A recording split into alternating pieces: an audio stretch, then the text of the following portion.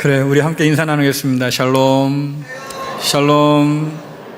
네, 반갑습니다. 오늘은 광고 드린 것처럼 여신도의 주일로 지킵니다. 2025년을 시작하면서 헌신을 결단하는 우리 여신도회를 위해서 더 많은 기도와 또 격려를 부탁드립니다. 그리고 오늘 오후부터는 고등부 겨울 수련회가 진행됩니다.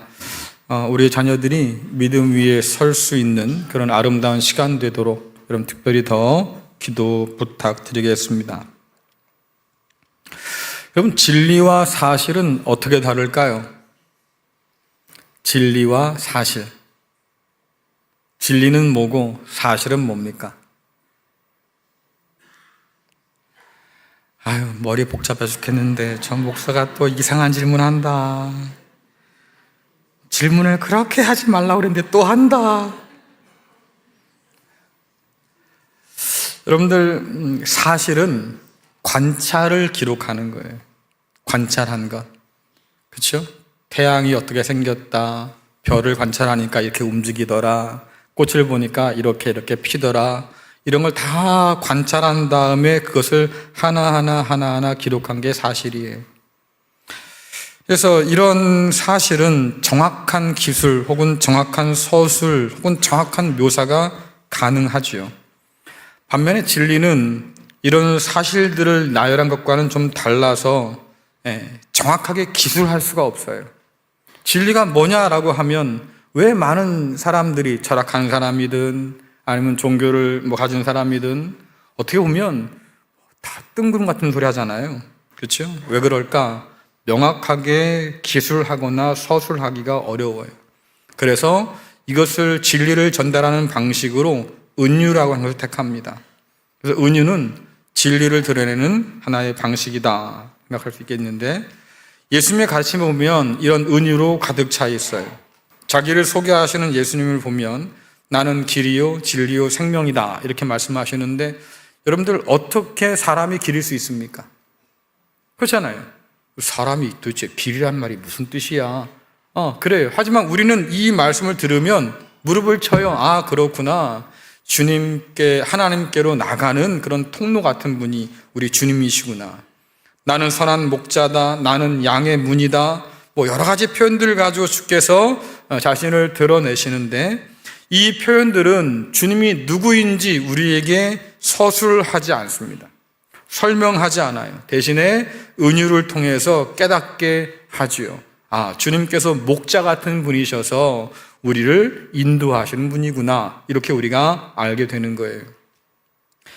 이 은유의 방식 가운데서 역설이라고 하는 것이 있는데, 이것을 여러분 잘 이해하는 말로는 파라독스 이렇게 말하기도 하지요. 표면적으로는 모순이 되거나 부조리한 것 같은데, 오히려 그 표면적인 진술 너머에서 진실을 우리에게 보여주는 방식입니다. 예를 들자면 당시의 통념을 비틀어서 하나님의 뜻을 바르게 드러내는 방식, 그것이 주님께서 쓰셨던 역설의 방식인데, 오늘 우리가 읽은 두 웹돈을 드린 과부의 이야기가 바로 그런 이야기 가운데 하나라고 볼 수 있겠어요. 오늘 우리가 읽은 이 말씀의 사건은 주님 사역 말기, 여러분들이 흔히 고난주간이라고 부르는 주님의 마지막 일주일, 그 시간 가운데서 성전에서 일어난 사건입니다. 그래서 주님께서 예루살렘으로 들어가시고 난 다음에 성전을 중심으로 며칠 동안이라도 제자들과 함께 말씀을 가르치기도 하시고 대적자들과 논쟁하시면서 주께서 이 땅에 오신 목적이 무엇인지, 하나님 나라가 무엇인지, 또 주님을 따라오려거든 어떻게 살아야 되는지 여러 가지를 가지고 주께서 말씀하셨습니다.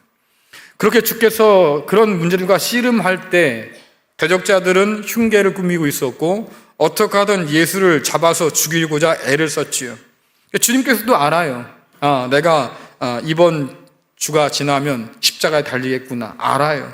하지만 그 남은 짧은 시간, 얼마 되지 않는 시간 속에서도 주님께서 제자들과 함께 씨름하시고 말씀을 가르치려고 애를 쓰셨고, 특별히 대적자들과 논쟁을 통해서 그들의 위선, 그들의 잘못 혹은 그들의 거짓, 그것을 폭로하십니다.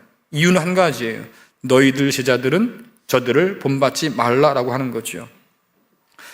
그래서 오늘 우리가 읽은 사건 역시 바리새인과 서기관의 위선과 기만을 책망하는, 또 폭로하는 그런 맥락에서 등장하는 말씀이에요. 자, 마가복음 12장 38절부터 40절 말씀 같이 읽겠습니다. 시작. 예수께서 가르치실 때 이르시되 긴 옷을 입고 다니는 것과 시장에서 문안받는 것과 회당의 높은 자리와 잔치의 윗자리를 원하는 서기관들을 삼가라. 그들은 과부의 가산을 삼키며 외식으로 길게 기도하는 자니 그는 더 중학고였어요.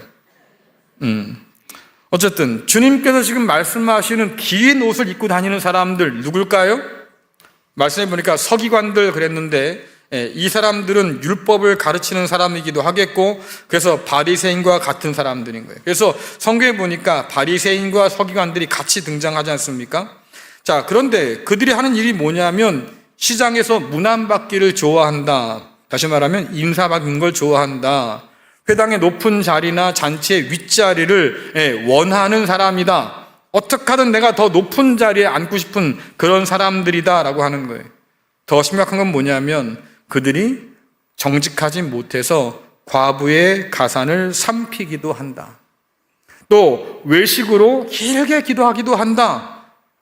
심지어 이 사람들의 특징 중에 하나가 뭐냐면 시간을 계산합니다. 우리 집에서 시장 한복판까지 한 10분 걸리지?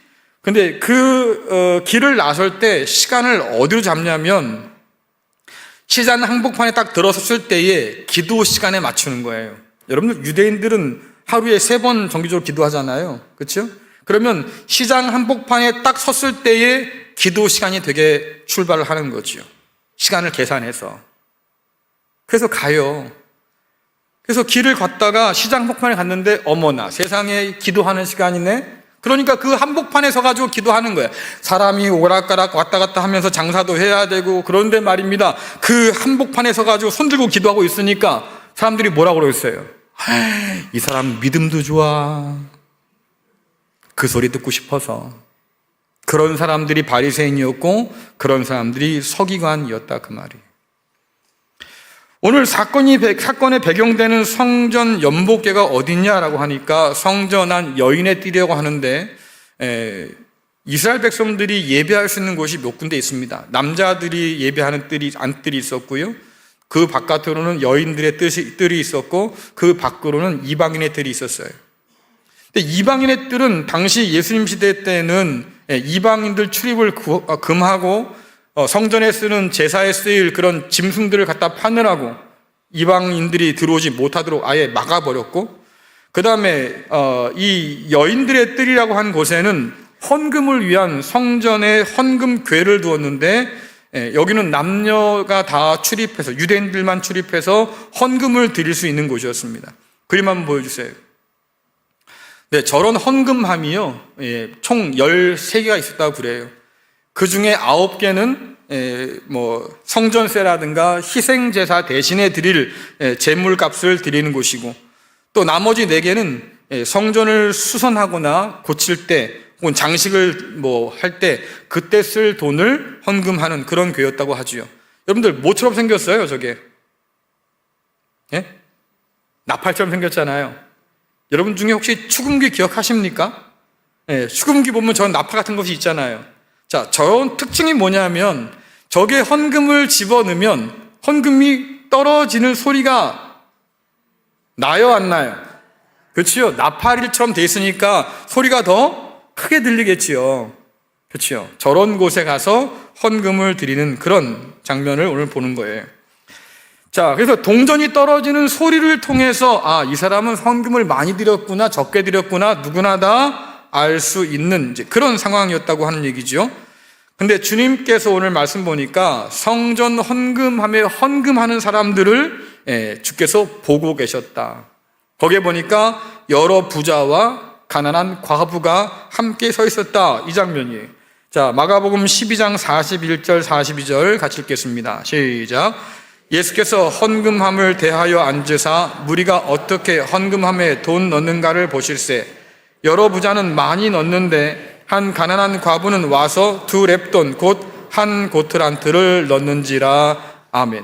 보실세라고 이 단어는 보고 있었다, 지켜보고 있었다. 다시 말해서 어떤 의도를, 확실한 의도를 가지고 바라보고 있었다라는 뜻이고, 그럼 주님께서 왜 하필 성전 헌금함이 있는 곳에 계셨을까? 오늘 말씀으로 유추하면 바리새인이나 서기관들의 위선을 성전에서 가장 잘 볼 수 있는 곳이 헌금함이 있던 곳이었어요. 말씀에 뭐라고 그럽니까? 여러 부자들이 많이 넣는다 이렇게 되어 있는데, 이것은 헌금하는 부자들의 어떤 태도를 우리에게 보여주는데요, 말씀 가운데 뉘앙스는 그겁니다. 그들은 경쟁적으로 헌금한다. 다시 말하면 내가 너보다는 많이 드렸어, 이것을 보여주고 싶어서 헌금한다. 자기가 부자라는 사실, 또 그렇게 많은 헌금을 드리는 경건한 사람이라고 하는 것을 다른 사람들에게 보여주고 싶어서 헌금을 하는데, 아까도 말씀드렸지요, 나팔처럼 생긴 곳에 동전을 넣는데 말입니다. 보통 우리 같으면 이렇게 주머니에 넣어서 한 번에 넣잖아요. 그렇죠? 근데 이 사람들은 그러지 않아요. 주변에 이제 사람들이 웅성웅성 되면서 헌금하려고 서 있으니까 동전을 한 움큼 집어서 한 움큼 집어옵니다. 그러면 어떤 소리가 나겠어요? 그렇죠? 땡그랑 땡그랑 땡그랑 땡그랑 땡그랑. 그럼 끝날 줄 알았지. 근데 또 있어.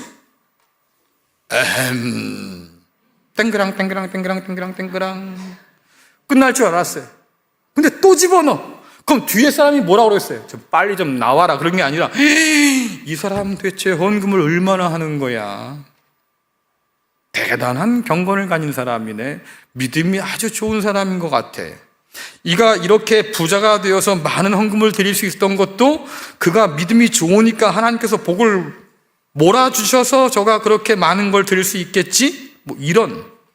그러니까 헌금을 드릴 때 성경은 뭐라고 하시냐면, 자원하는 마음으로, 감사함으로 풍성하게 드려라, 이것이 헌금의 원리인데, 이들 마음 가운데는 물론 자원은 해요.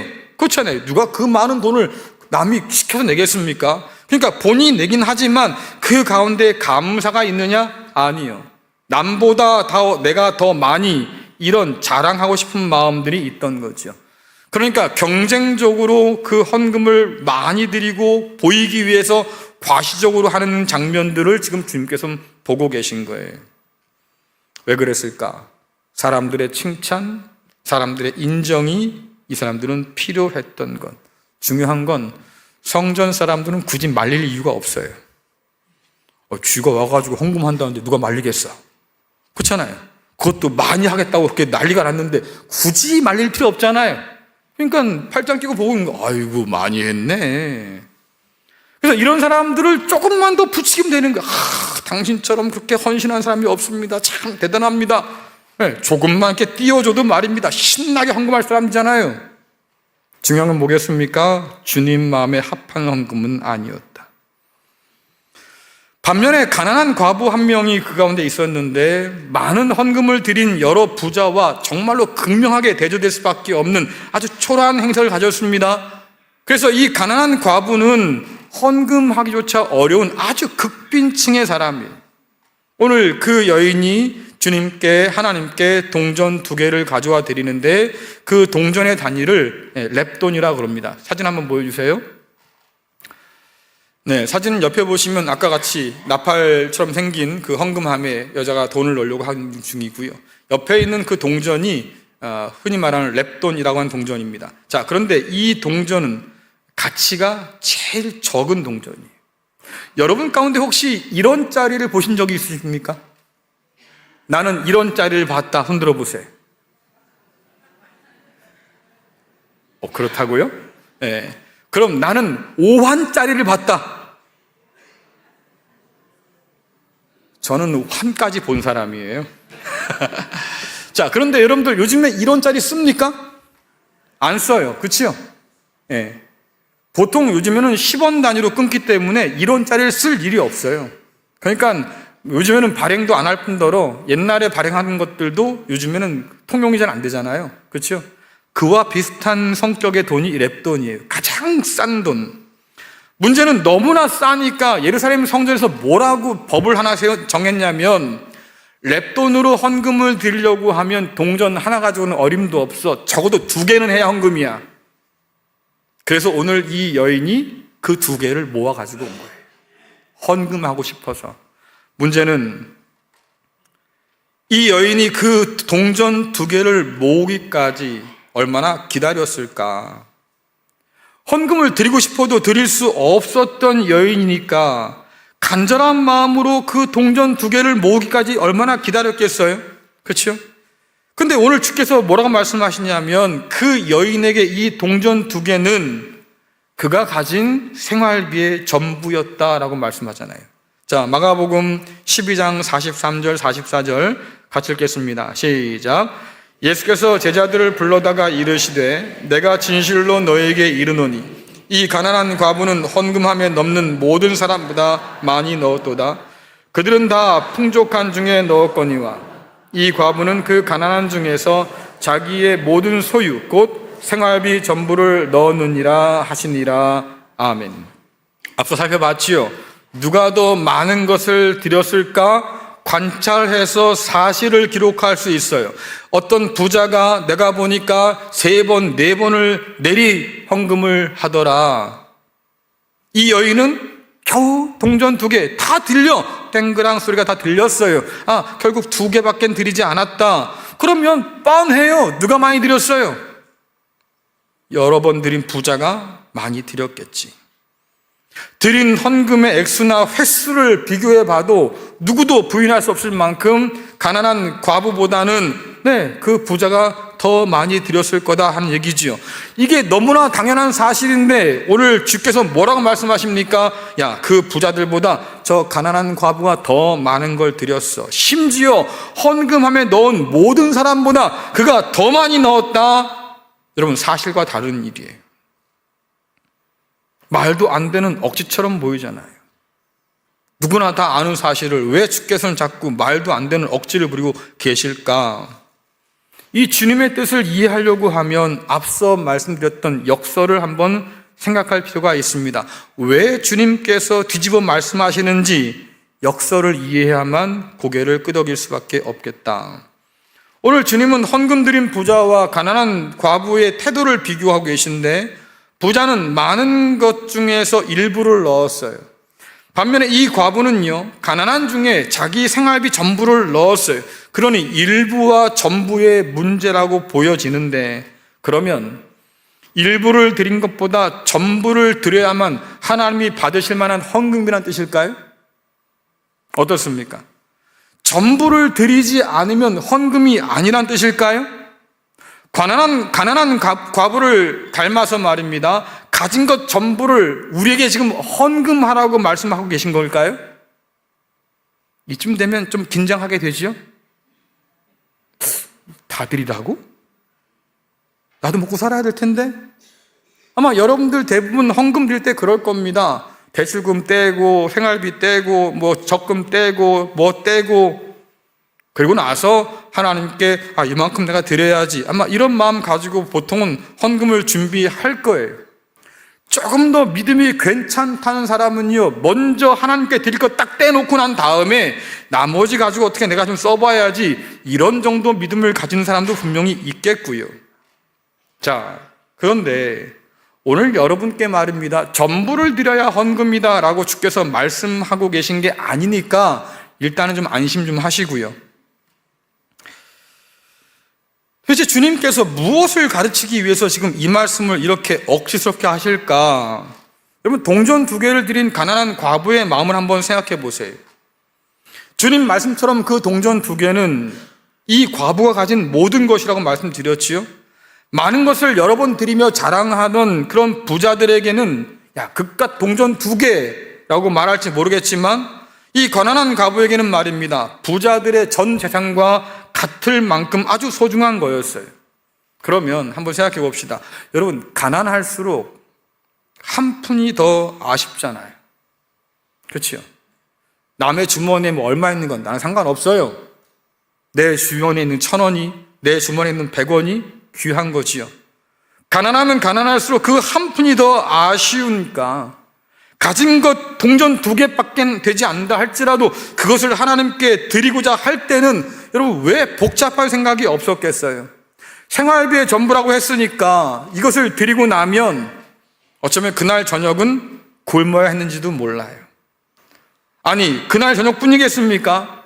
다른 돈이 생길 때까지는 무작정 굶을 수밖에 없는 그런 처질지도 모르지요.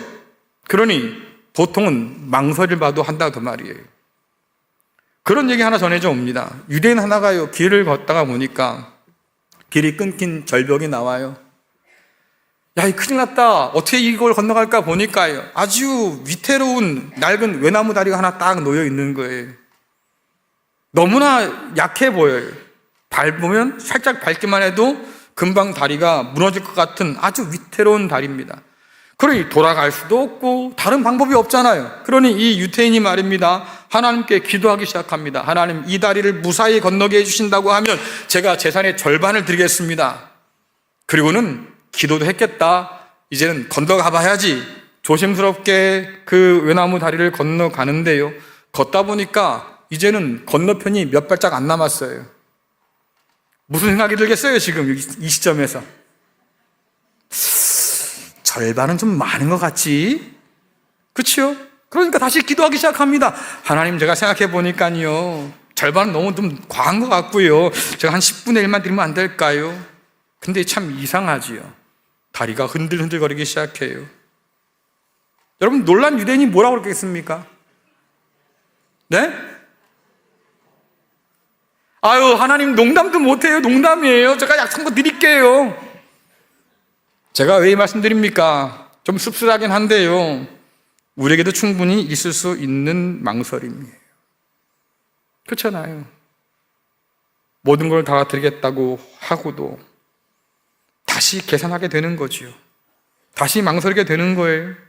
그런데 오늘 주님이 칭찬한 이 가난한 과부는 가진 전부를 드릴 때 말씀 보니까 망설임이 없어요.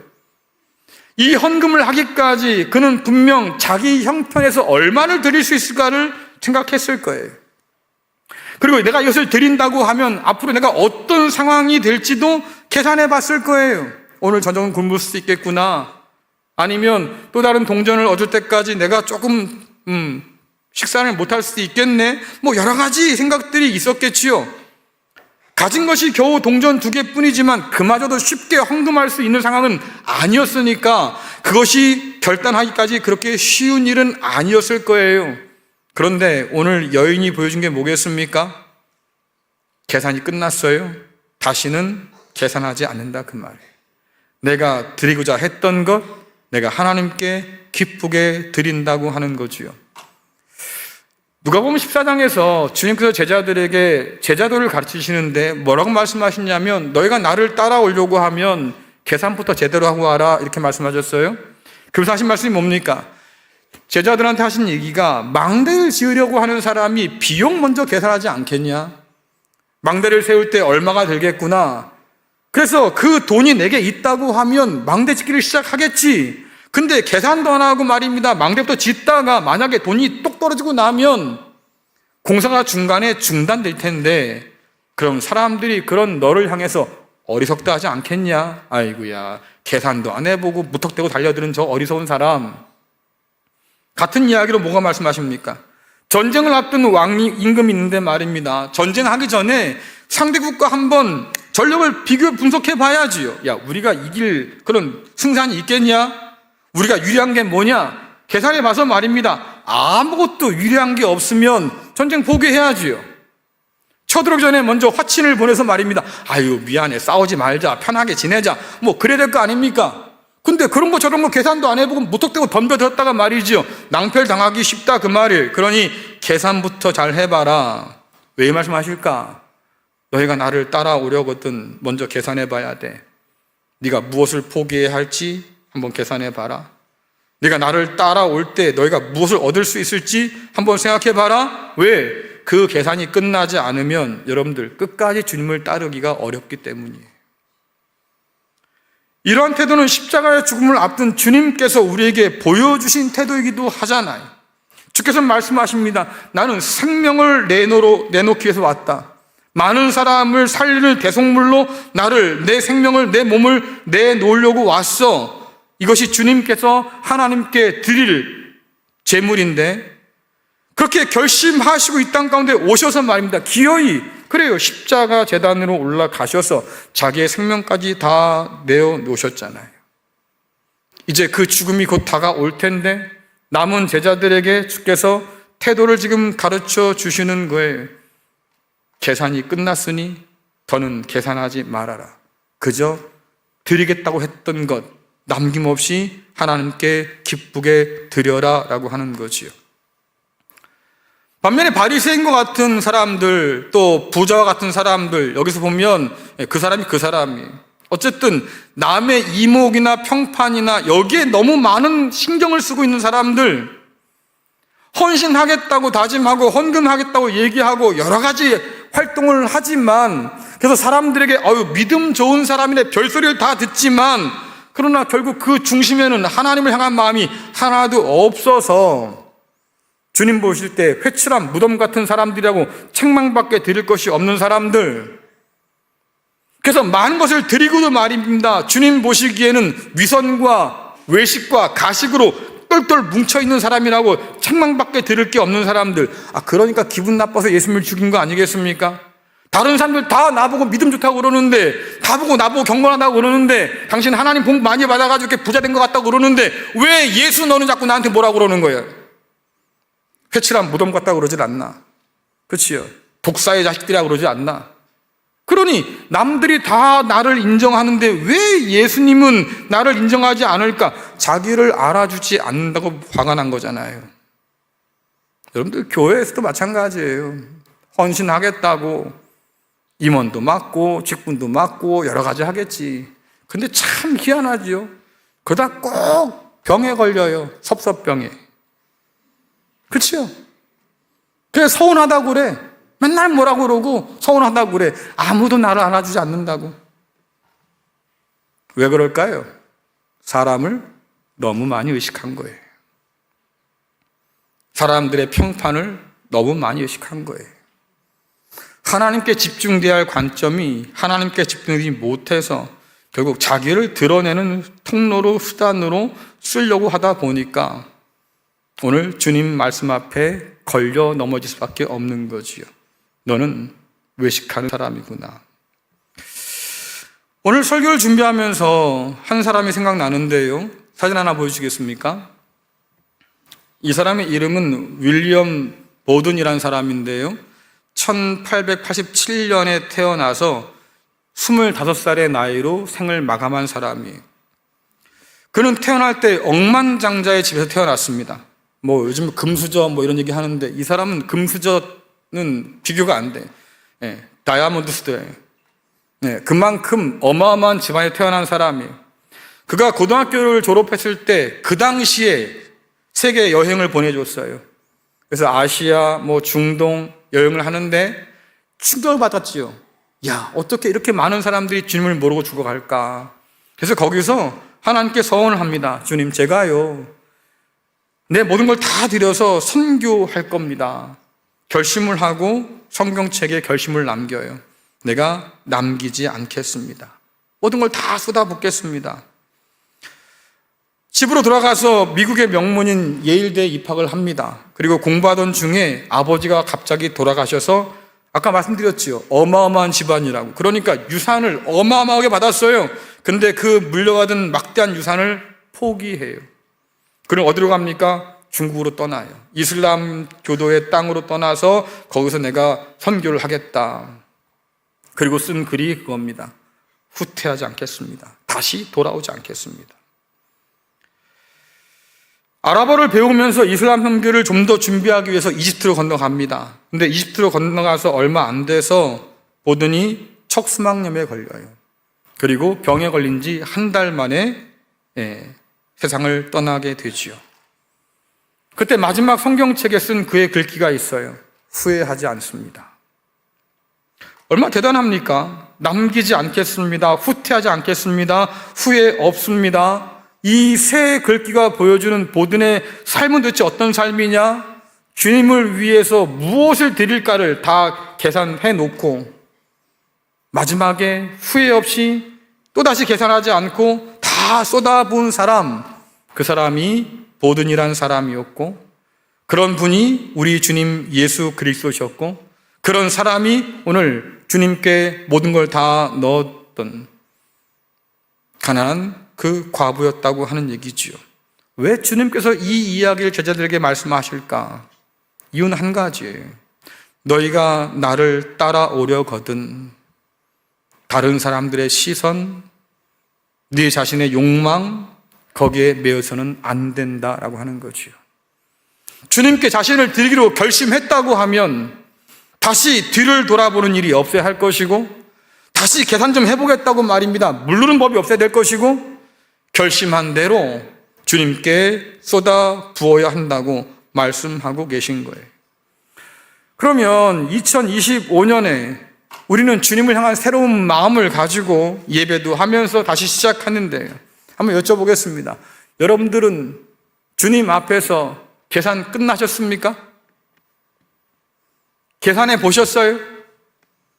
난 올해, 이 한 해 주님을 위해서 나는 뭘 하겠습니다, 뭘 드리겠습니다, 한 번쯤 계산을 해 보셨냐고. 아직도 계산 중이다 손 들어보세요. 아직도 난 계산 중이다. 난 아예 계산 따위는 안 했다.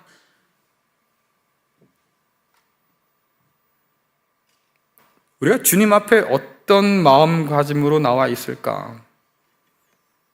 주님, 올해 제게 주신 직분 제가 잘 한번 감당해 보겠습니다. 이런 마음들, 그것이 무엇이든 간에 작지만 내가 뭐라도 내가 한번 해보겠습니다, 주님. 이런 마음들, 그래요.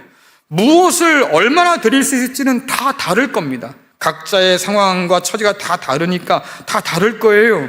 하지만 마음에 먹은 것이 무엇이든 간에, 그것이 얼마이든 간에 드리고자 했다고 하면 여러분들 망설이지 말고 전부 드릴 수 있기를 간절히 축원합니다. 주님 앞에 이미 계산이 끝났다고 하면 계산 끝난 사람으로 살아야 돼요. 잠깐만요, 주님, 제가 좀 심했던 것 같아요. 다시 한번 제 손 좀 찾아보고 다시 한번 결산해 볼게요. 안 된다 그 말이에요. 드리기로 한 것들, 주님께서 자기의 생명을 다 쏟아 놓으신 것처럼 오늘 가난한 이 과부가 비록 동전 2개지만 주님 앞에 기꺼이 다 내어 놓았던 것처럼, 윌리엄 보든이라는 사람이 그 짧은 생이지만 그러나 주님께 다 내려놓았던 것처럼, 어쨌든 괜찮아요. 그것이 무엇이든 간에. 하지만 주님께 드리려고 할 때는 힘써 드릴 수 있기를 간절히 축원합니다. 바리새인처럼 서기관처럼 말이죠, 의수되고 싶어서는 자신을 온전히 드릴 수가 없을 거예요. 사람의 눈을 의식하고 말입니다, 인정받고 싶어서 뭘 한다고 하면 우리는 주님을 온전히 따를 수 없을 거예요. 왜? 우리의 유일한 청중은 하나님이에요. 하나님께서 우리를 바라보시는 것, 그것만이 중요하지요. 우리가 다른 것에 마음 뺏겨서 나를 드러내고 싶고 나를 자랑하고 싶고 사람들의 눈에 인정받고 싶고 그것이 목적이어서 뭔가를 한다고 하면 오늘 주님의 날카로운 눈에 분명히 걸릴 거예요. 너는 지금 외식하는 중이구나. 그것이 하나님을 기쁘시게 할 수 없다고 말씀하신다고 하는 것이요. 그러니 결심한 것이 있거들랑 여러분들 남김없이 후퇴 없이 후회 없이 기쁘게 우리 주님께 드림으로 헌신하는 저와 여러분 될 수 있기를 간절히 축원합니다. 특별히 오늘 헌신을 결단하는 모든 여신교회와 회원들, 주님께서 이 복된 마음을 더하여 주셔서 여러분들이 헌신을 통해서 교회가 더 아름답게 세워지고 또 주님의 영광이 더 빛나는 그런 복된 2025년 될 수 있기를 간절히 축원합니다. 그 결심으로 살 때 비로소 우리는 주님의 기쁨으로 쓰임받고, 그 결심으로 드릴 때 비로소 우리의 삶이 하나님께서 받으실 만한 산 제물이 될 수 있다고 성경은 분명히 가르쳐 주니, 계산 끝나셨으면 다시 계산하지 마시고 약속한 대로 주님께 다 쏟아붓는 저와 여러분 될 수 있기를 간절히 축원합니다.